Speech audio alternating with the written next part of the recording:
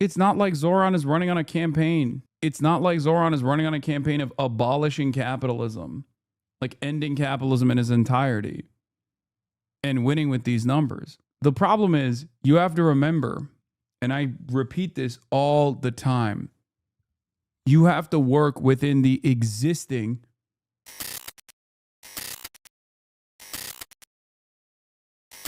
All right, let's just continue.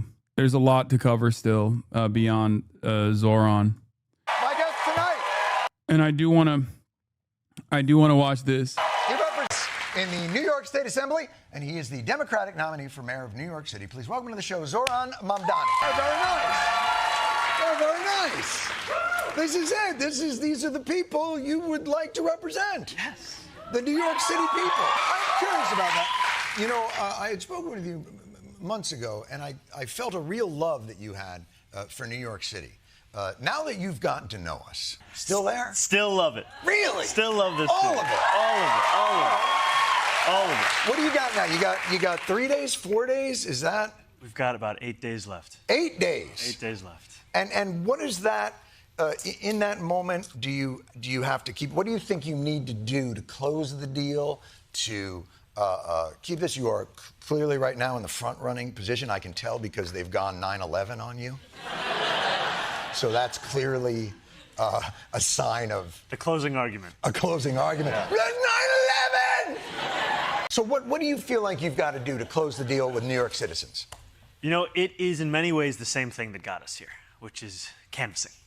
Oh, really? You know, for all of the focus on rallies, on commercials, on debates, it really comes back to people speaking to other New Yorkers about the city that we all love. We have 90,000 volunteers right now. On your campaign.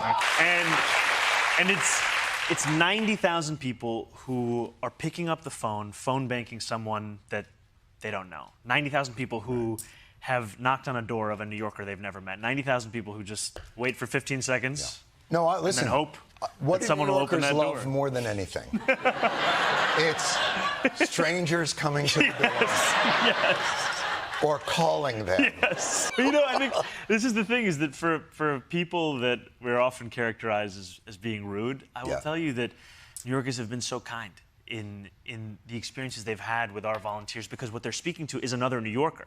Right. And it's an understanding that politics is not something you have, it's something that you do.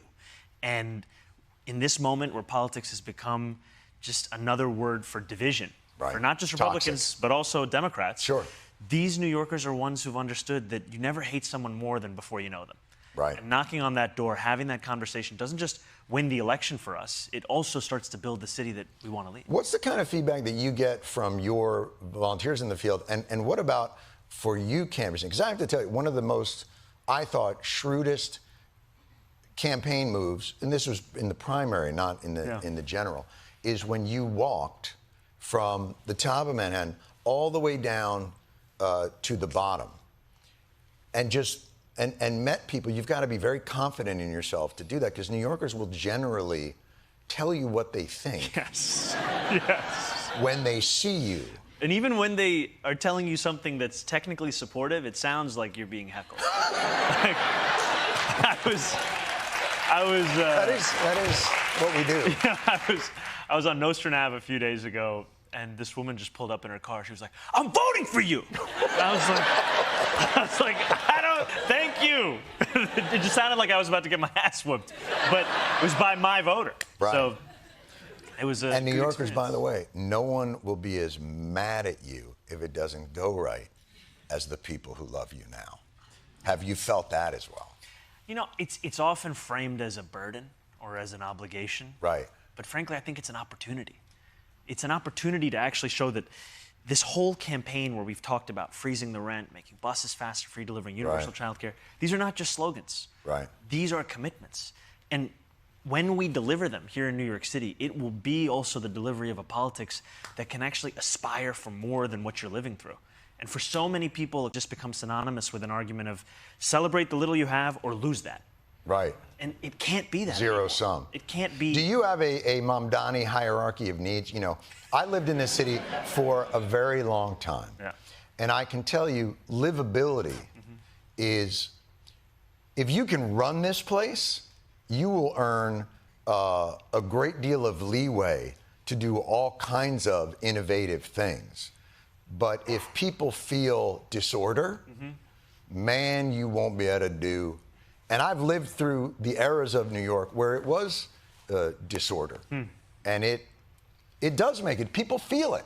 I mean, look, public safety is the prerequisite for an affordability agenda. Job one. Right? People have to be safe.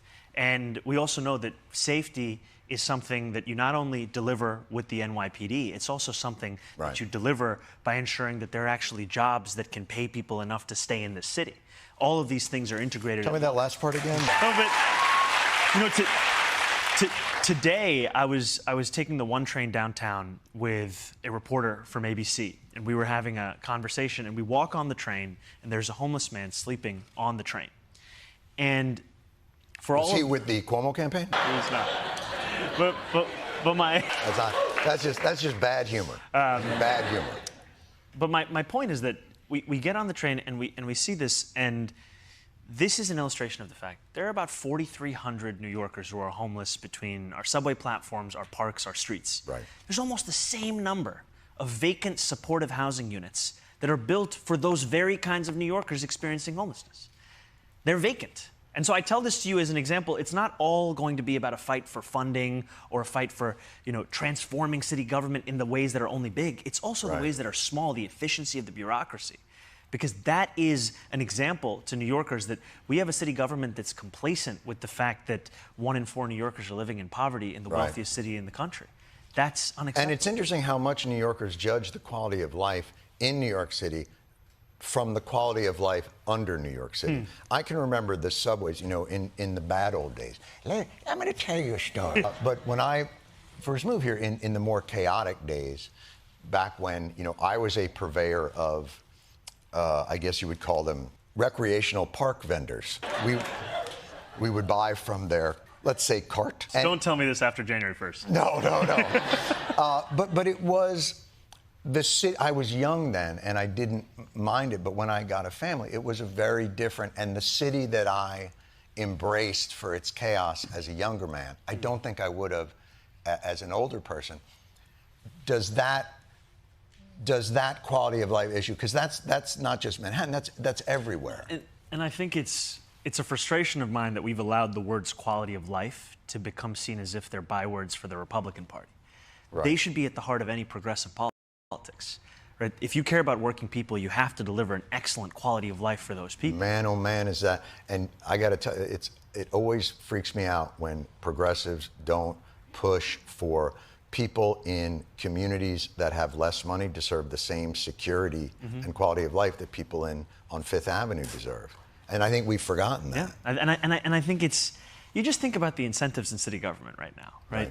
You have a trash can in New York City that's overflowing. City government's response is often remove the trash can, not increase trash collection of the trash can. Really? Right? This is... Now, I didn't know we had trash cans that weren't overflowing. I thought New York City bought them filled. Yeah, we just permanently at the top. I assumed it was just some sort of like, illusion. You buy a house for your cat. That's just for the rats to have somewhere to climb.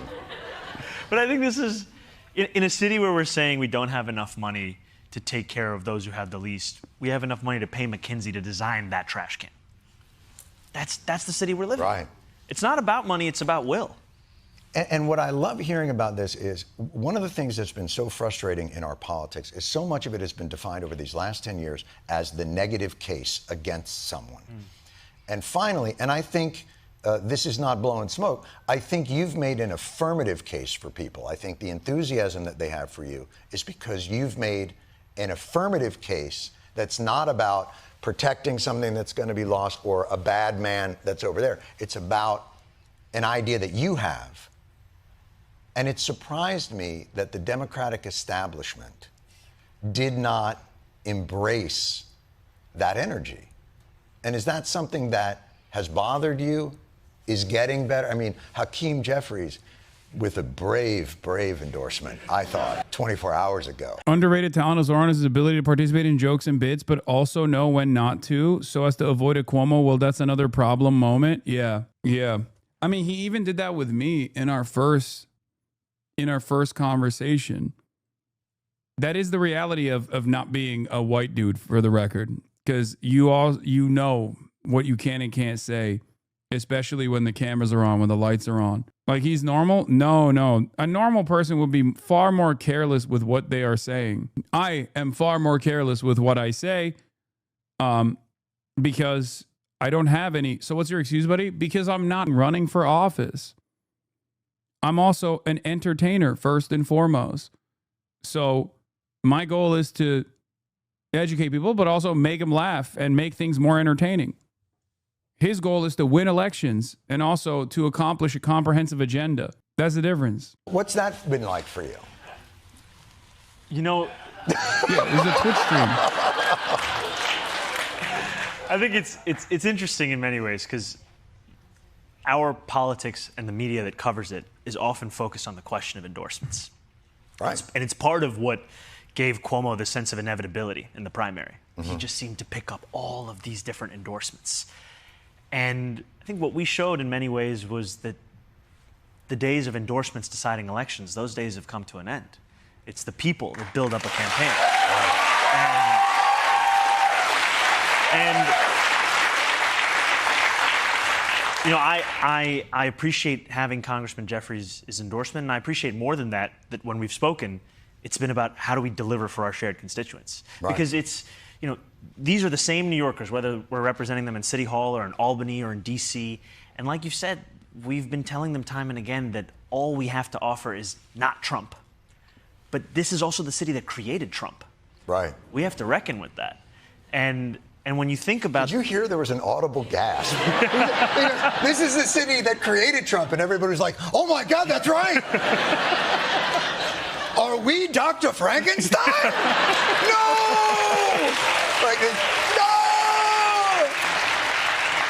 But it's, you know, after the presidential election, there were all of these obituaries written about the Democratic Party's ability to motivate young voters. And there's just this condescension in the language that we use about young people. And I can just tell you that what we found in this campaign is that young people have been at the heart of believing that something could be more than this. And I would say, you know, throughout the primary, this quote from Ed Koch, if you agree with me on 9 out of 12 issues, vote for me. 12 out of 12, see a psychiatrist. Right. And I'm in Washington Square Park, I'm filming a video with David Hogg, and this young guy comes up to me and goes, 12 out of 12, baby, send me away!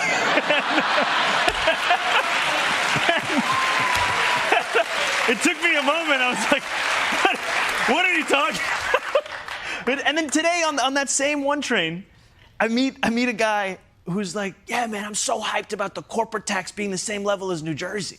And I'm like, you look at the fluency that people have with what it is that we're talking about, and it comes from the fact that we're talking to young people like we would talk to anyone. You're not patronizing them. We're not patronizing, we're not condescending, Right. We're not like, you know, hanging a shiny little thing and saying, please come follow it.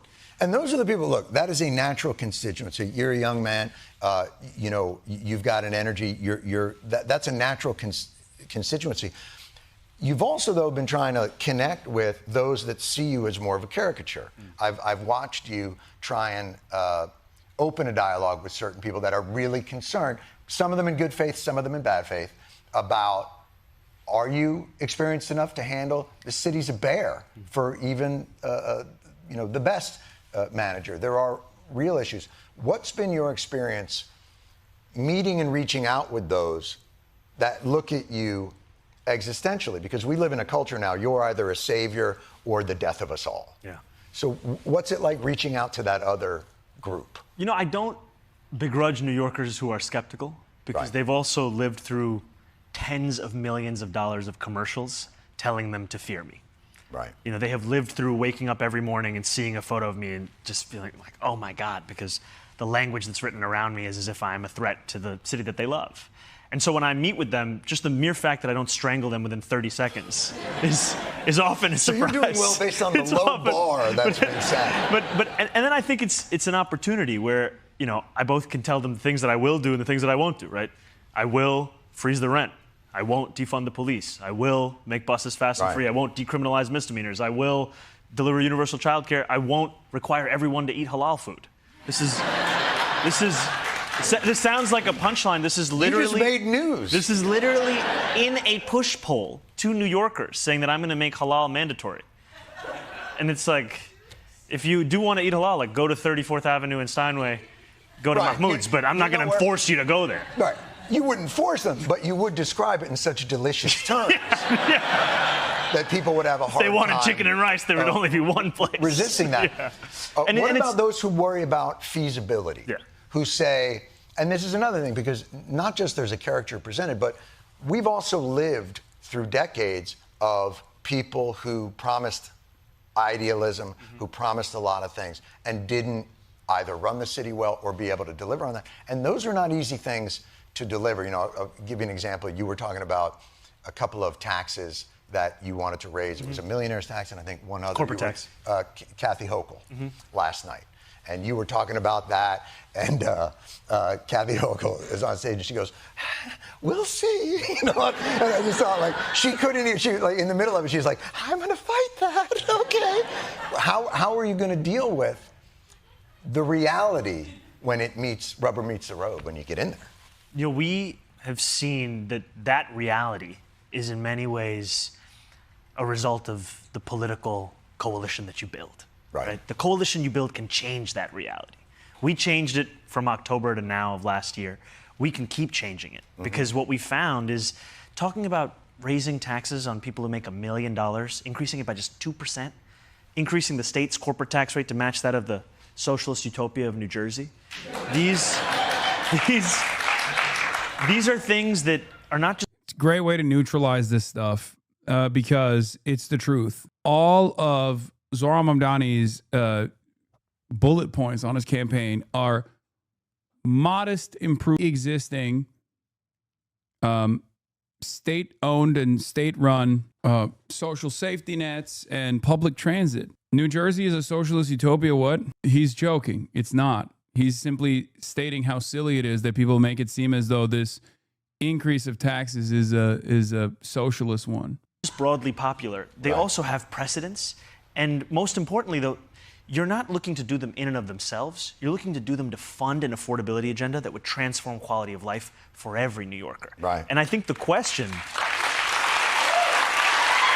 To make this city affordable, I mean, I'll be honest with you. You know, I moved up here again in the early, like, I can't remember a time this city was ever affordable. Like, that truly would be. I worry sometimes if you make it affordable, if you make it nicer, more people will want to come here. Which is good. And then the prices will go up. It's such a, do we just need, you know, we talk about housing and all those different things.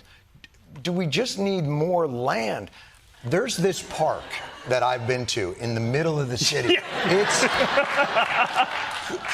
what an incredible opportunity. Right? But is what makes it so difficult here just the density that you're dealing with? Well, I think it's actually the absence of imagination more than the density, right? We obviously have a finite amount of land, but the ways in which we restrict ourselves from building on that same amount of land, right? It means that Jersey City is building 7 homes per 1,000 people, Tokyo is building 10, we're barely at 4. Right. And that's not because of the lack of land, that's also because we don't want to build enough around the little land that we have. Right. And, you know, I think you were asking earlier about the feasibility, the experience. Part of this is also not having an understanding of leadership that you yourself make every decision and you yourself are the person who must know every single thing. Right. You actually create a team around you, and they're not all going to be 34, right? This is a team of people who... Younger?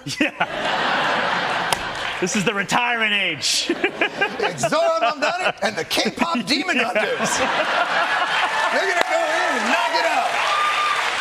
But even that, I have to tell you, and again, you know, I'm impressed with, there's a certain humility to that I don't think a lot of politicians come into the game with, to say, like, hey man, I probably don't have all the answers, and I'm going to be looking at some experienced hands that I think might be able to help with that.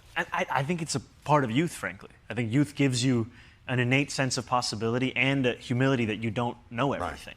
Right. And I think it's, you know, it's time to have people around you that are not just characterized by the quickness with which they say yes to every idea you put in front of them. Right. Right? Are you... And I don't want to keep harping on it. Harp. Are you sure you don't want to go with the more land thing? Yeah. What if we just built, I know they do this sometimes in the Middle East, they just build islands out of nothing. Yeah. Can't we connect Lower Manhattan to the Statue of Liberty and then just throw up a couple of high rises? I actually just want to take this moment. That is the policy idea I came here tonight to. Perfect! We need something in these last 8 days. Lastly, before you go, Hate to break it to you, but there's lots of 34-year-olds watching K-pop Demon Hunters. Yeah, me. It is very good. And the music is very good, too. You've said it so many times before, Hasan. We've been socially conditioned to expect nothing, that we deserve nothing. The simple idea of fast and free buses break people's brains. I hope Zohran wins. And I hope we can start to break this capitalist brainwash cycle that we're in. Yeah, it's true. I think that's what the forces of capital fear the most. They've gotten so comfortable with discouraging people from any sort of government intervention, especially post Ronald Reagan, that God forbid there is a little bit of confidence in the American government, whether it be the state government, the local government, or the federal government. God forbid there's a little bit of confidence in the American population that the government coming in and helping is actually a sign, not of concern, but a positive sign. That is a terrifying prospect for the forces of capital that want to privatize everything. Okay? That's it. I have no illusions that a Mamdani administration will herald an end to capitalism in the financial heart of empire. All I hope is that it can open our eyes to what is possible and what we can do further. Yeah, of course. It's not like Zohran is running on a campaign. It's not like Zohran is running on a campaign of abolishing capitalism, like ending capitalism in its entirety and winning with these numbers. The problem is you have to remember, and I repeat this all the time, you have to work within the existing attitudes that society has. You can't just close your eyes and imagine that Americans are broadly on board with a socialist revolution. Americans literally look at modest increases in social democracy with disgust and fear. They are the most propagandized people on the fucking planet. The very fact that Zohran Mamdani's marginal improvements are seen as a major threat to capital is indicative of that reality. And they are capable, the forces of capital are capable of striking fear in the hearts of everyday Americans, regardless, to make sure they stay at home, to make sure that they are fearful of even moving nominally in the direction of social democracy, not socialism, but social democracy, expanding on pre-existing, hard-fought provisions by even a little bit. That's why I get so mad at people when they're like, oh, this person is betraying the revolution. It's like, what revolution? If you don't have the people, then you have no revolution. Okay? In this day and age, you have to constantly remind yourself what the normal position is. Okay? And for a lot of people, they even look at Medicare for all as a scary prospect. Okay? They have been so heavily propagandized against their own best interests that they listen to the endless faucet of misinformation from all organs of the press that tell them you should be fearful of this. This is not good for you. This will be very bad for you. So much so that Americans literally look to their own demise and think, well, the alternative is scarier than this, in spite of what their immediate material conditions are screaming at them. Do you understand? It will take tremendous work to move Americans away from these unjustifiable fears. We're talking about centuries of propaganda. It doesn't change overnight. That's it. One of the problems with reading old socialist and Marxist text, even though you have to read it, for the record, I'm not anti-reading at all. It is very important. But one of the issues at that time was new. This was a concept that people were getting on board with when the mass assembly line structure in these industrialized states was perfectly appropriate for trade unionism and even more radical approaches, but it was new. We don't live in the post-industrial revolution. We live in a post-Cold War world, okay? The environment, the media environment, the reading, the history that came before it is very different. Americans have been aggressively propagandized against even social democracy, let alone socialism, let alone democratic socialism, let alone any other Marxist tendency. This is precisely why I always say you have to use and exhaust all available avenues. And if this wasn't a significant threat to the order of capital, you wouldn't have 26 billionaires dump tens of millions of dollars against the New York mayoral race. It's that simple. They recognize it. Those who hold the levers of power recognize that this, even moving the needle 1% in the direction of social democracy, is a terrifying prospect for them. They recognize it, and yet I have so many card-carrying radicals in my community that refuse to play with the existing rules, that refuse to play with the board. They just want to close their eyes and imagine an alternative reality that does not exist. And they do not want to move people towards a reality where socialism could be viable. It is, in some ways, utopian thinking that masquerades as Marxist orthodoxy. That's the problem. How do you respond to them saying entryism hasn't worked in the US? Because my goal isn't entryism, okay? Is not making previous socialists, bourgeois Democrats, is not the goal, okay? At this stage, you have to analyze what the masses tune into, what the masses believe, and work within those confines, the confines of reality, and not an alternative reality that you wish upon the masses. People make it seem as though everyone in the United States of America is a card-carrying socialist waiting to be unlocked. And there is truth to that. The working class could be educated on class consciousness. The working class could recognize their class position. But that is never going to happen without broad awareness. It's just never going to happen until people are encountering socialism not as this scary, terrifying prospect, but an alternative, a much more viable, much more robust alternative to what has ruined their lives so far. The forces of capital. Not agreeing with entryism and supporting Zohran are not mutually exclusive for me. Entryism in American politics is just a means to an end to spreading socialist ideas and expanding the permission structure to create real socialist alternative is not a goal in and of itself. Exactly. We live in an environment where people are much more ready to blame some of the dispossessed masses that are simply looking for a marginal improvement in their living conditions, the undocumented Guatemalans, Mexicans, Venezuelans, rather than the forces of capital that control every aspect of their lives. And yet so many of you refuse to reckon with that reality. That's it. We just have to be a little bit more serious if we want to make change.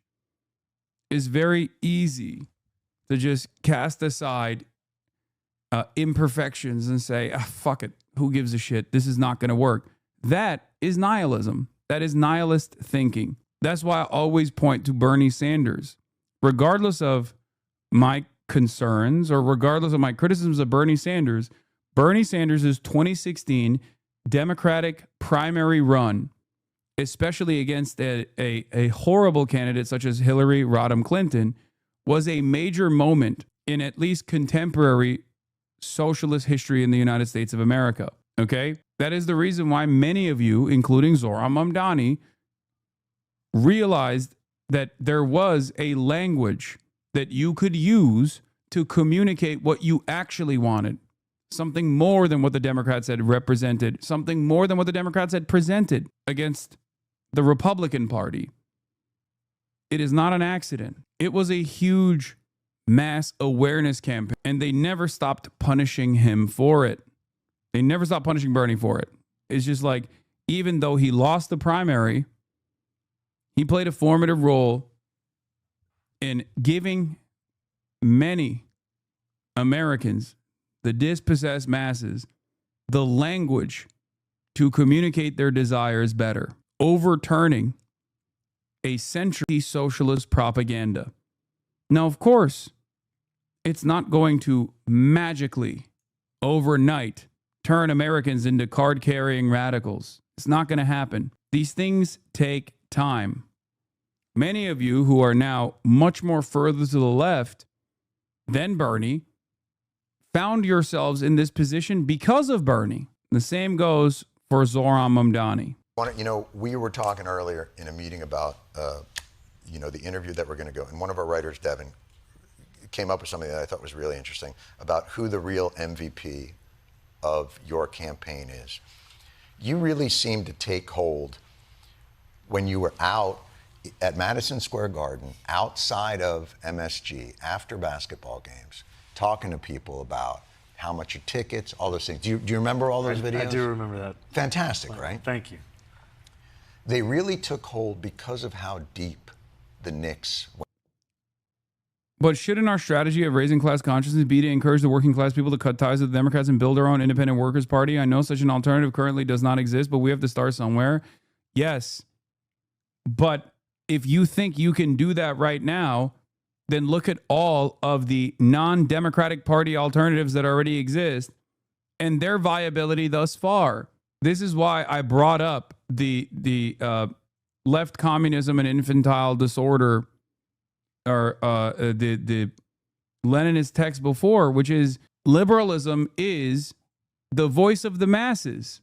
We don't like it, and we all believe, or at least I believe, that there is an unlocked potential for class, especially if you build class consciousness, there's an unlocked potential for the masses to engage in revolutionary action, or at the very least for the masses to build a socialist party or a workers' party, if you are still hostile towards the term of socialism. But the reality of the matter is, right now, there is no viable alternative. And a lot of people still keep saying, oh, well, this is just sheepdogging. You're just sheepdogging. You're just sheepdogging the dispossessed workers back into a bourgeois alternative.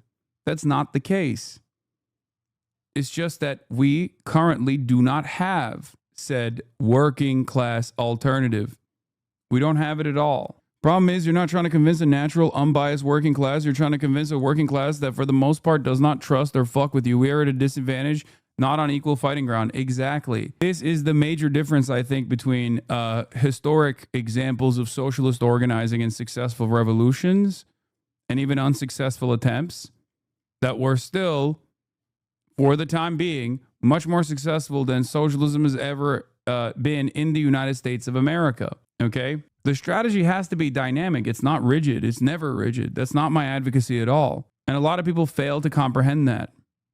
You have to adjust to reflect material realities. If there is a point where there is an opportunity to partition or to create a robust, active third party, especially if the Democrats refuse to shed their bourgeois ways, then that is what will happen. But you have to constantly work off of what is actually happening. You have to constantly analyze the material conditions rather than just have a pre-canned response. That's it. Because back then, it was a natural, unbiased working class that you were trying to convince, as opposed to a working class that has been actively radicalized against your movement for a fucking century. Into the playoffs. At the heart of empire, by the way. That's the other part of the story, too. That's what it was. So in many ways, isn't the MVP of your campaign James. Mr. Jalen Brunson. Jalen Brunson. Isn't that, sir, at long last? I am glad you said Jalen Brunson. I thought you were going to say James Dolan. No. I was not going there. So Jalen Brunson. I'm glad he's not running for mayor. Yes. I wish you all the best. Honestly, you know, I think any New Yorker who looks at someone getting an opportunity, who's representing communities that have not been as represented, a Muslim, a young person, a progressive, a democratic socialist, you know, there are so many different communities that are looking to you, and this, I hate to put it on you, as a bit of a Jackie Robinson moment. And I know that probably wields some weight, but man, oh man, what an exciting opportunity. Thank you. And I wish you the best. Thank you.